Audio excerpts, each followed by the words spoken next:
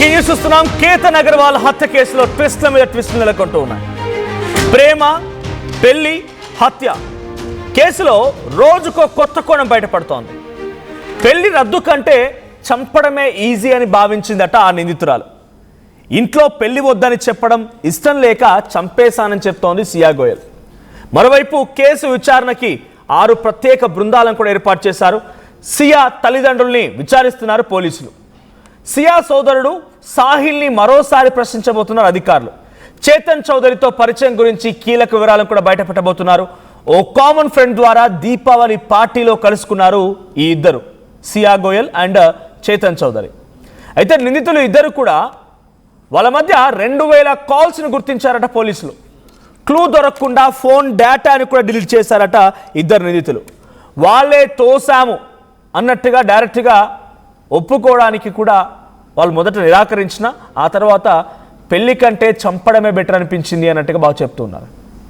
పెళ్లి చేసుకునే కంటే కూడా సియా గోయల్ ఎంత దారుణంగా, I'm sorry to use this word, but నిర్లజ్జగా సిగ్గు లేకుండా ఏం చెప్తోందనంటే, పెళ్లి చేసుకొని ఆయనతో జీవితాంతం గడపడం కంటే చంపడమే బెటర్ అనుకున్నానని చెప్పి భావిస్తోందట ఆ సియా గోయల్. పోలీసుల విచారణలో కన్ఫెస్ స్టేట్మెంట్లో చేసినటువంటి స్టేట్మెంట్ ఇది. సియా గోయల్ అండ్ వీళ్ళిద్దరూ కలిసి ఒక దీపావళి పార్టీలో కలిశారట. ఇద్దరికి స్పోర్ట్స్ అంటే ఇంట్రెస్ట్. అక్కడి నుంచి మరింతగా వీళ్ళ పరిచయం పెరిగింది. అది కాస్త ప్రేమగా మారింది.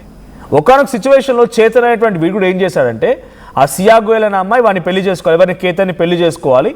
పెళ్లి చేసుకొని కేతన్తో తను ఫుల్గా రైట్స్ సాధించినాక, భార్యగా అన్ని రకాల హక్కులు సాధించిన తర్వాత కేతన్ని అప్పుడు చంపేస్తే ఆ ఆస్తి మొత్తం సియా గోయల్కి భార్యగా తనకే చెందుతుంది. సియా గోయల్ ద్వారా నేను అనుభవించవచ్చు. ఇది చేతన్ ప్లాన్. అటు సాహిల్, ఎవరి సాహిల్? సియా గోయల్ తమ్ముడు. ఆయన మళ్ళీ విచారిస్తున్నారు పోలీసులు. అటు సియా గోయల్ తల్లిదండ్రులు కూడా విచారిస్తున్నారు. ఇలా అనేక కోణాలు కూడా విచారణ జరుగుతుంది. 6 ప్రత్యేక బృందాలు కూడా విచారణలో భాగమవుతున్నాయి. ఆ ప్రత్యేక బృందాలు మరిన్ని ఆధారాల కోసం వెతుకుతూ ఉన్నారు. 2000కు పైచిలకు ఫోన్ కాల్స్, కాల్ డేటాని కూడా పూర్తిగా డిలీట్ చేశారట ఇద్దరు, సియా గోయల్ అండ్ చేతన్. నిన్నటి వరకేమో ఒకరిపై ఒకరు నెట్టుకున్నారు. నాకేం సంబంధం లేదు, అటు సియా గోయల్ చెప్తే నేను చేశానని చేతన్ అంటే, లేదు చేతన్ చెప్పడం మూలంగా నేను చేశానని సియా గోయల్. ఒకరిపై ఒకరు నిందరేసుకున్నారు పోలీస్ కన్ఫెస్ స్టేట్మెంట్లో కూడా. ఇప్పుడు ఎటకెలకి నోరు విప్పుతూ కొన్ని మాటలు మాట్లాడుతూ ఉంటే నిజంగా పోలీసులే కాదు వింటున్న మనకు కూడా ఆశ్చర్యం కలుగుతోంది.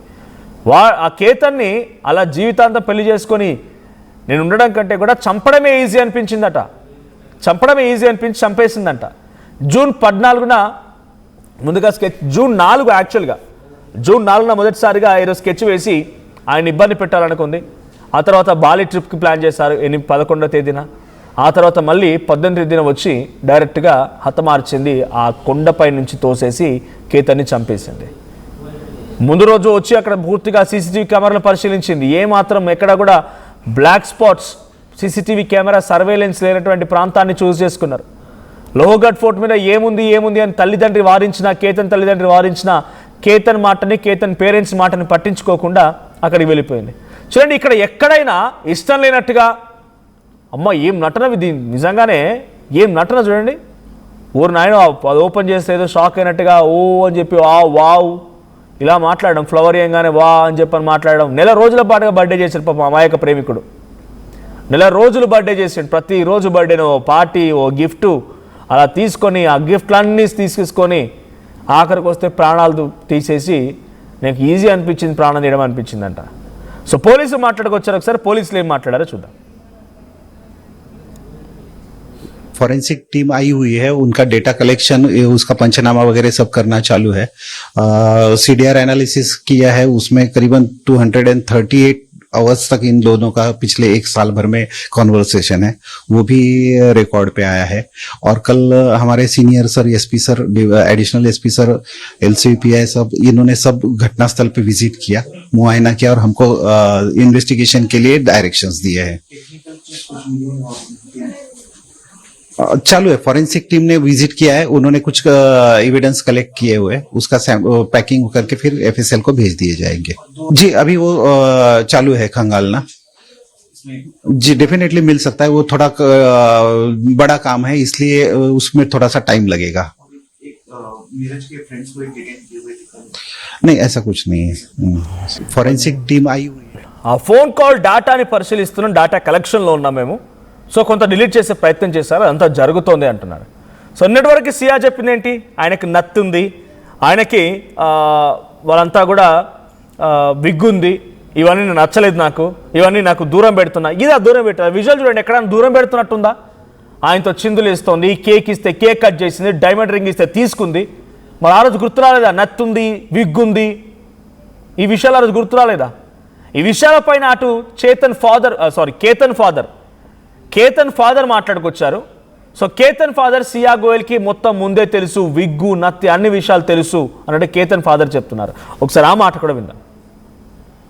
पैच लगाता था, लेकिन ये शादी से पहले ही क्लियर किया गया था, उनको सबको बताया गया था. सर ये क्या कारण है किसी बच्चे को मारने का? अगर नहीं पसंद था तो इनकार कर देते थे ना.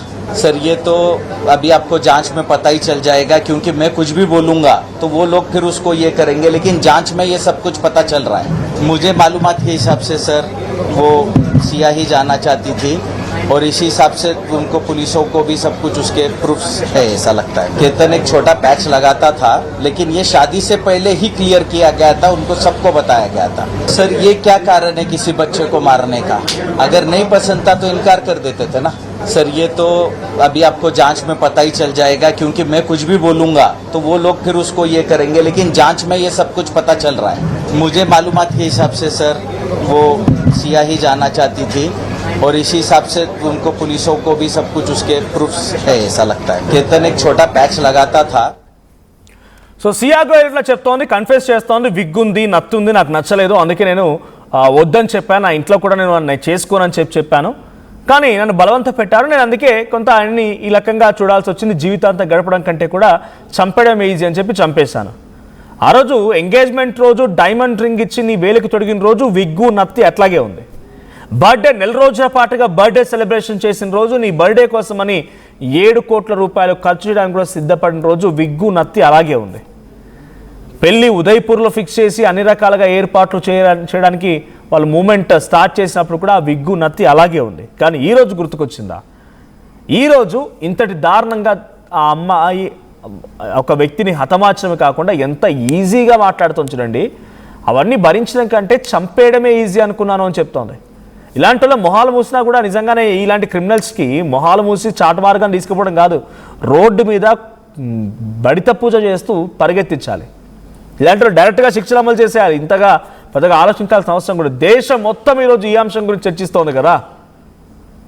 కేతన్ అగర్వాల్ ఇప్పుడు తనని కూడా చాలామంది సమర్థించే వాళ్ళు కూడా ఉన్నారు. ప్రేమను కాపాడుకోవడానికి ఒకరిని చంపింది, ఒకరిని ప్రేమ కాపాడుకోవడం ఒకరిని చంపాలనా? నీకు అంత దమ్ము ధైర్యమే ఉంటే నీ కుటుంబం అవమానపడుతుంది, కుటుంబం బయటికి వస్తే వాళ్ళంతా కూడా బాధపడుతున్నా, కుటుంబం యాక్సెప్ట్ చేయదనిపించిన నువ్వు కేతన్ అగర్వాల్ని చంపేస్తే ఆ కుటుంబం యాక్సెప్ట్ చేస్తుందా? ఈరోజు మీపై అవమానం కలగలేదా? సిగ్గు, పరువు ఇవన్నీ కనిపించలేదా? నిజంగా అమ్మ ఏం చెప్పిందట అంటే, నా కుటుంబం పరువు పోద్ది, మనం లేచిపోతే మనం పెళ్లి చేసుకుంటా అని చెప్పి చేతన్ని వారించిందంట. ఆ రోజు కుటుంబం పరువు పోలేదు, పోతుందని చెప్పి ఆలోచించిన ఆ అమ్మాయి ఇప్పుడు కేతన్ని చంపి పరువు సంపాదించిందా? చాలామంది సియా గోయల్ కూడా సమర్థిస్తున్న వాళ్ళు ఉన్నారు. కొంత సోషల్ మీడియాలో చూసాను నేను. తన ప్రేమని కాపాడుకుంది, ఒక వీర వనిత చేతన్ని కాపాడుకోవడం కోసం, చేతన్తో ఉన్న ప్రేమను కాపాడుకోవడం కోసం ఏదైనా చేసింది, డబ్బుకు లొంగిపోలేదు. కేతన్ దగ్గర డబ్బులు ఉన్నా కూడా లొంగిపోలేదు. ఇలాంటి బక్వాస్ మాటలు ఇవన్నీ కూడా. ఒకరిని ప్రాణం తీసింది ఆమె.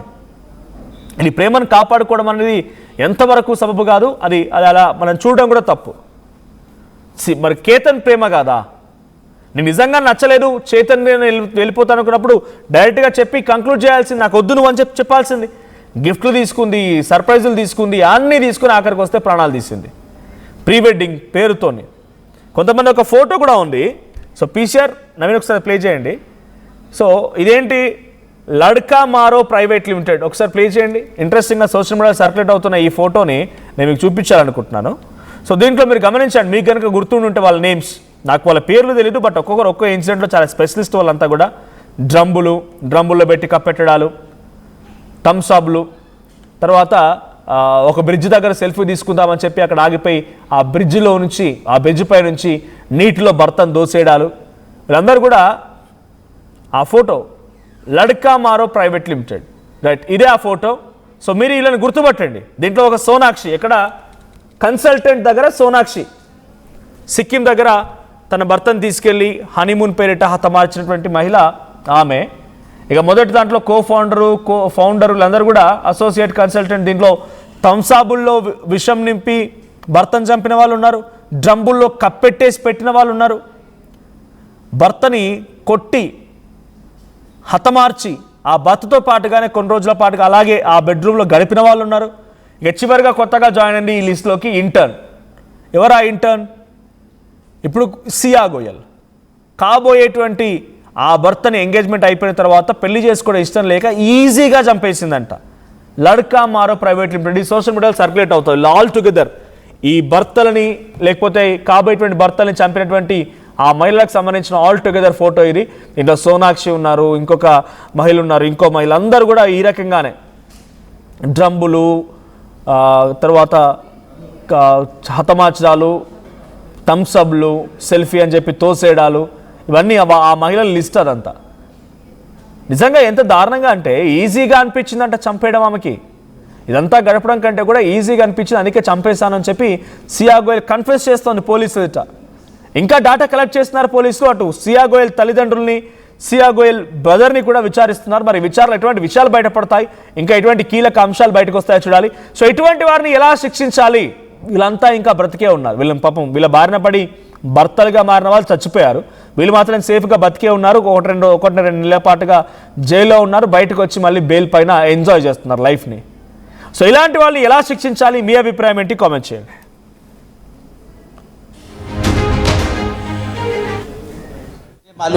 फॉरेंसिक टीम आई हुई है, उनका डेटा कलेक्शन, उसका पंचनामा वगैरह सब करना चालू है. सीडीआर एनालिसिस किया है, उसमें करीबन 238 आवर्स तक इन दोनों का पिछले एक साल भर में कॉन्वर्सेशन है, वो भी रिकॉर्ड पे आया है. और कल हमारे senior sir, SP sir, additional SP sir, LCPI सब, इन्होंने सब घटनास्थल पे विजिट किया, मुआयना किया और हमको इन्वेस्टिगेशन के लिए डायरेक्शंस दिए हैं. चालू है. फॉरेंसिक टीम ने विजिट किया है, उन्होंने कुछ एविडेंस कलेक्ट किए हुए, उसका पैकिंग करके फिर एफएसएल को भेज दिए जाएंगे.